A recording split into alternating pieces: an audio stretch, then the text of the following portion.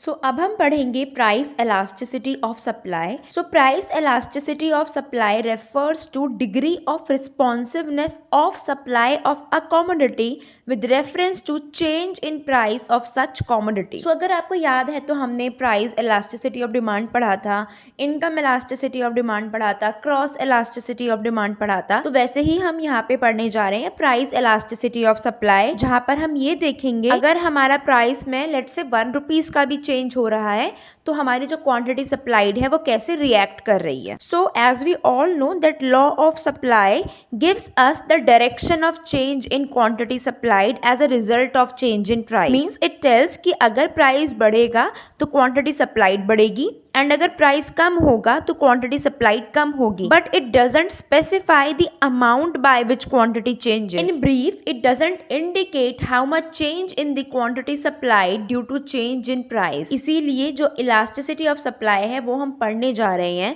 Because ये हमको बताता है the magnitude of change in quantity supplied. मतलब साइज क्या होगा. लेट्स सपोज अगर प्राइस हमारा 10% से इंक्रीज हुआ है तो हमको ये नहीं पता कि जो क्वांटिटी सप्लाइड है वो कितने परसेंट से इंक्रीज होगी. बट इलास्टिसिटी ऑफ सप्लाई हम इसीलिए पढ़ रहे हैं so that we get to know कि कितने परसेंट से इंक्रीज होगी. Therefore the price elasticity of supply measures the percentage change in quantity supplied of a good due to 1% change in price. तो अभी हम यहाँ पे बात कर रहे हैं परसेंट के टर्म्स में. तो ये कहना चाह रहे हैं कि प्राइस इलास्टिसिटी हमको ये बताता है कि अगर प्राइस में 1% से चेंज आएगा तो क्वांटिटी सप्लाइड में कितने परसेंट से चेंज आएगा. So let's see the methods for measuring price elasticity of supply. The very popular method is percentage method, जिसको हम प्रोपोर्शनेट मेथड भी बोलते हैं. And according to this method elasticity is measured as the ratio of percentage change in the quantity supplied to percentage change in the price. देखो ये formula बिल्कुल same है जो हमने प्राइस इलास्टिसिटी ऑफ डिमांड में पढ़ा था. यहाँ पे आपका क्वांटिटी डिमांडेड थी, यहाँ पे आपकी क्वांटिटी सप्लाइड है. अगर मुझे percentage change in quantity supplied calculate करना है तो मैं कैसे करूंगी. Change in Q that is change in quantity supplied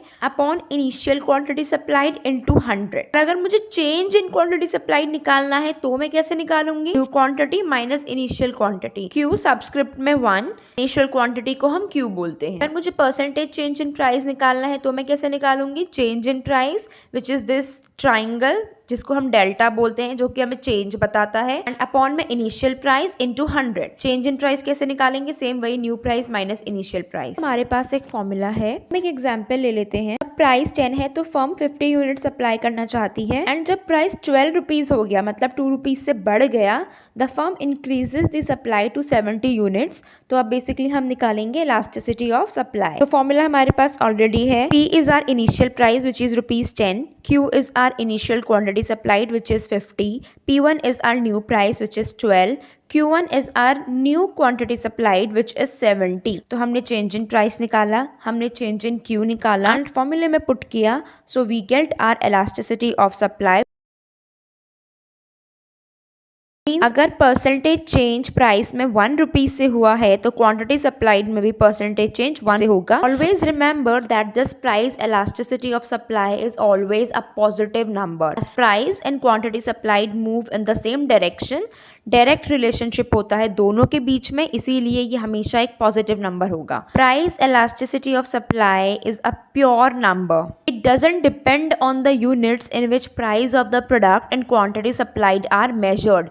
It is not affected whether the quantity supplied is measured in kgs, in tons, and whether the price is measured in rupees or dollars, because it considers percentage change in price and quantity supplied. And the third is, higher the numerical value of price elasticity, larger will be the effect of price change on quantity supplied. ये आपको तब समझ में आएगा जब हम पढ़ेंगे 5 types की elasticity of supply.